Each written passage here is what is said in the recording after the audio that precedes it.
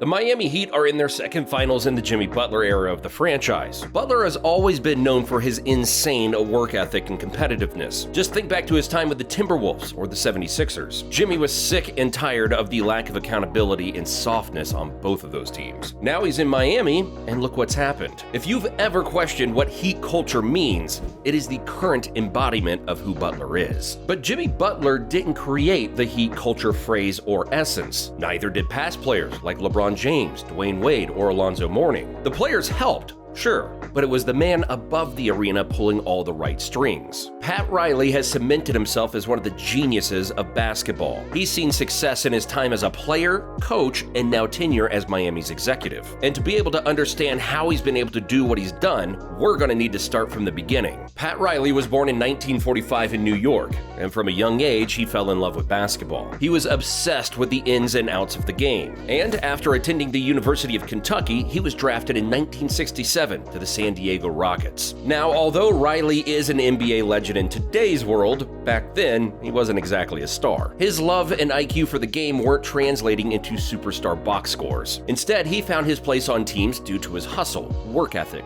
and willingness to do all of the little things surrounding the stars. He was your favorite player's favorite role player, which translated to his first championship ring playing alongside Lakers legend Wilt Chamberlain and Jerry West in 1972. Riley would continue playing until 1976. He retired, averaging 7 points a game in his career. No one had any idea that this role player on the court was about to be big time sitting on the sidelines. Or, should I say, Showtime. In 1979, Pat was brought on as an assistant coach for the Lakers and helped usher in one of the most exciting times in basketball. The Showtime Lakers were led by the iconic duo of Magic Johnson and Kareem Abdul-Jabbar. In just 2 short years, Riley was promoted to head coach and extended LA's domination over the league for an entire decade. As the leading man for a franchise, he brought with him exciting new ideas, fast-paced offense, fresh defensive schemes, and a whole lot of championships. In total, Pat saw 4 more rings added to his hand as a coach for the Lakers. After he stepped away from the City of Angels, he jetted off to the other side of the country. His coaching prowess had elevated him to the upper echelon of voices in the league, and Madison Square Garden wanted him to come in and reinvent their team. Almost immediately, Riley turned the team mindset around, and the Knicks of the late 90s made a name for themselves. They were known as a hard-nosed, ultra-physical team that didn't take crap from anybody. And if you haven't picked up the foreshadowings yet, don't worry, it's all going to come full circle soon. The year before Riley arrived in the Big Apple, Ewing and the Knicks kept getting pummeled by other Eastern teams like the Bulls. But throw in the hottest coach in the league? The Knicks famously brought the defending champ Bulls to 7 games in the semifinals of 1992, a brutally physical series that started vaulting Riley's status even higher. He'd helped get his hometown team to the finals in 1994 and the conference finals in both 93 and 99. However, no rings were won in New York, but there were quite a few to come in what looks to be his final stop.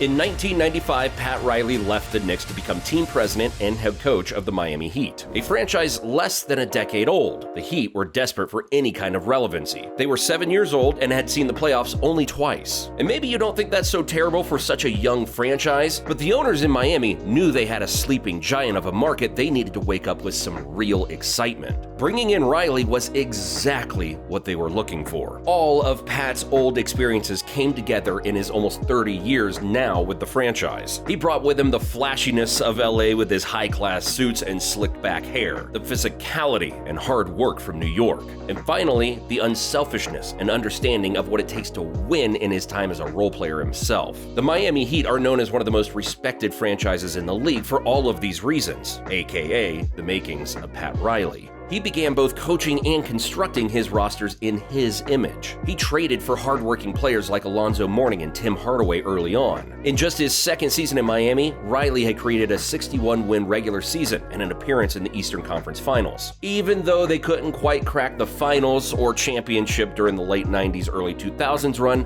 one thing was clear. The kid from New York understood what was required to win. And one thing that made that winning way easier was acquiring superstars. So after the silver lining of a tanked season due to injuries leading to drafting Dwayne Wade, Riley swung for the fences and brought in Shaquille Oneal 2 years later. Wade and Shaq were the next great guard and big man duo in the league. They bought into Riley's game plan and culture and got him his 6th championship ring in 2006. After that, he brought in a fresh crop of superstars with LeBron James and Chris Bosh. He saw the vision of arguably the first ever super team in the league, an unstoppable force of talent that had the Miami work culture behind them. The Heatles saw 4 finals in 4 years, along with 2 more rings. We flash forward again, Pat and the Heat are still in contender status. It's Riley's 19th appearance in the finals as a player, coach, or executive. 19.